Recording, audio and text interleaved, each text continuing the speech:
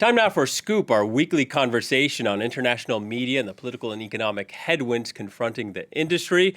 We look at who shapes the narrative, explore journalistic ethics, and ask the reporters the difficult questions. With trust in the press at a nadir, it's a critical eye on a critical profession.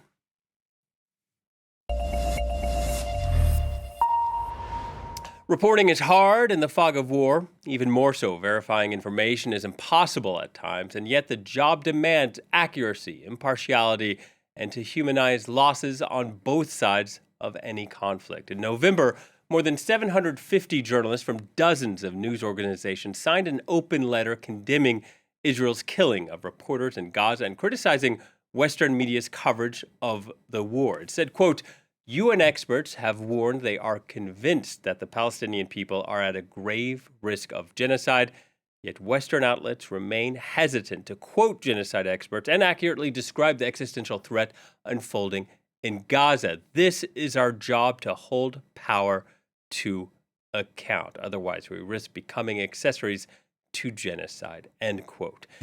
Then in January, Oxfam called the war in Gaza the deadliest of the 21st century. It made the statement after reviewing the daily death toll in the war-torn enclave.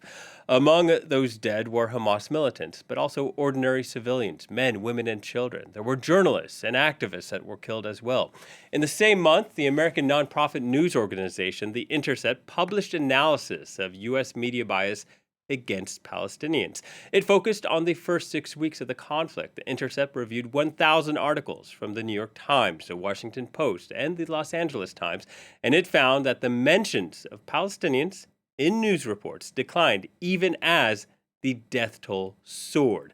Remember, these deaths are why Oxfam called the war the deadliest of the 21st century. Then this week, The Intercept ran a story about a controversial leaked memo at the New York Times. Journalists Jeremy Scahill and Ryan Grim wrote the piece, and Jeremy joins us on the line to discuss it. Hello to you, Jeremy. Thank you for speaking to us. I just want to begin, first of all, what did this memo say and why was it so controversial?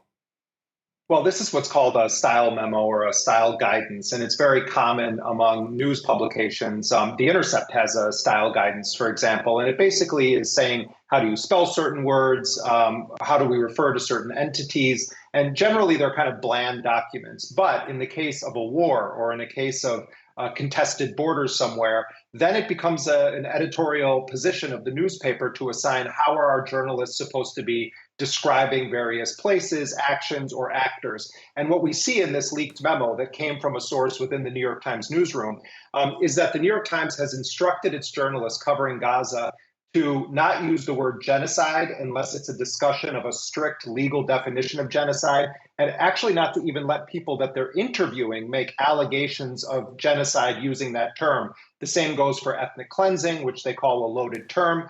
Then they go further. They say we shouldn't use the term refugee camps to describe these several of these areas in Gaza that are internationally recognized refugee camps, largely populated by people who were expelled from their homes during the 1948 Nakba. These are internationally recognized refugee camps, but the Times is saying, yes, while technically they were refugee camps, they're more like crowded neighborhoods, so we shouldn't use that term. They have a list of other ones. Perhaps most stunning is journalists are told not to use the word Palestine unless they're talking about deliberations at the United Nations regarding Palestinian statehood. Sources within the newsroom at the New York Times tell us that while on the surface it may seem like an effort at objectivity, what it actually shows is a deference to Israel's narrative and ultimately paves the way for a justification to dehumanize Palestinians and the Palestinian cause. And where does that deference come from? Are style guidances like these, are they a collaborative effort within the newsroom, or is it a hierarchical thing that comes down from the top?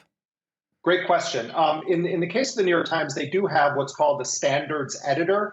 And that's the person that is responsible for getting input from the leadership of the Times, from the bureau chiefs in different zones, and then coming up with rules for specific terms. What we know, though, about the New York Times institutionally for decades is that you can paint a pattern, and this is not an opinion, this is a fact, where the New York Times over and over defers to the narratives of powerful nation states like the United States, or in this case, Israel. So In a literal sense, it's a collaborative effort of editors, bureau chiefs, and then the people responsible for standards. It's very clear, though, that the brass at the New York Times, the leadership, wants to make sure that Israel is always given its chance to make its case. And what that translates to in reality on the pages of the paper is often that they're deferring to Israel's narrative about current events, but also deep historical events as evidenced by this memo. Has the New York Times responded after this leaked memo surfaced?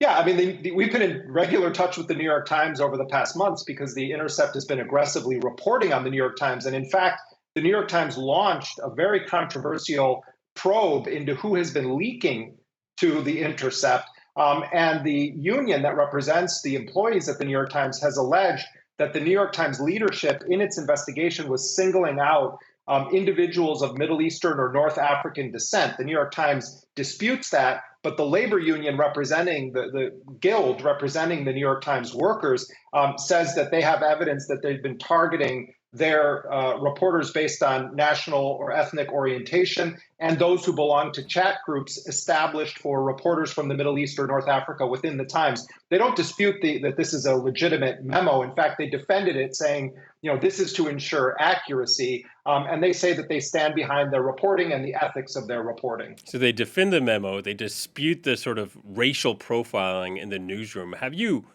ever come across that happening in a U.S. newsroom before? Well, there have been leak investigations when newsrooms have embarrassing things revealed about them. But we have to remember that whether you're in France or you're in the United States, the fact is that the New York Times is, I think, indisputably the most powerful, influential news organization in the world because it has the power to radically influence American policy.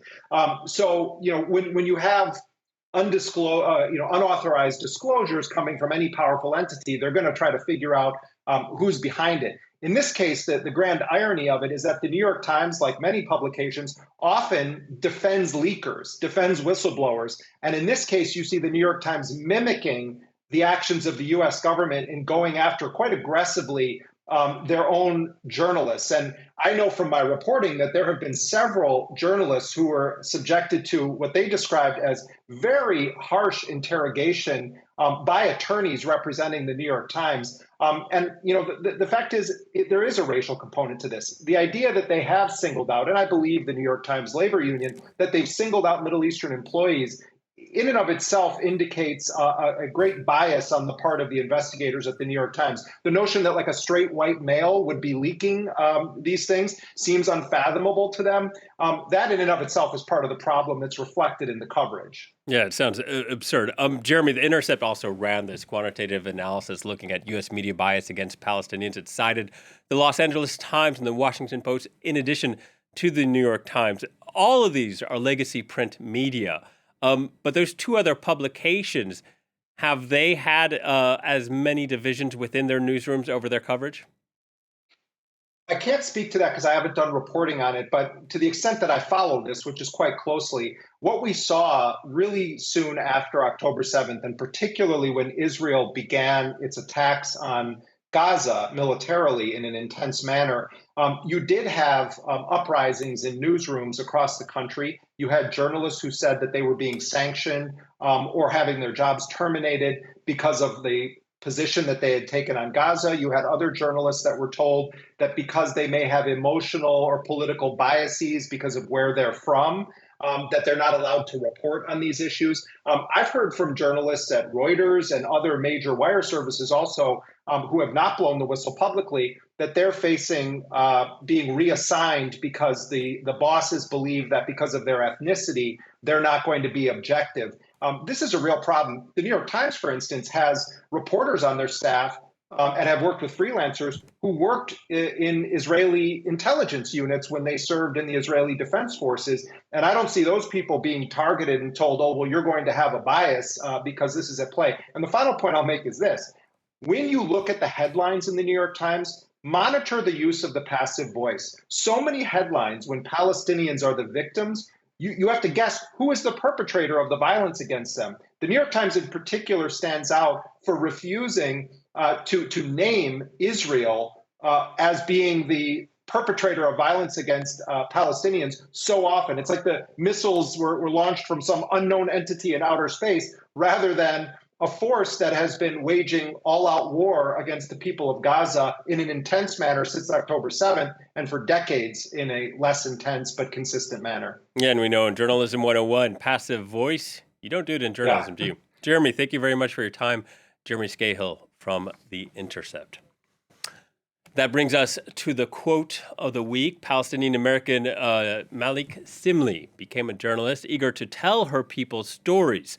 On Al Jazeera, she explained why she quit, saying, quote, "I did not see a place for me in U.S. media. It broke my heart. The same reason I became a journalist was the same reason I had to walk away from journalism." That's it for this week. Thank you for watching. Please stay tuned to France 24.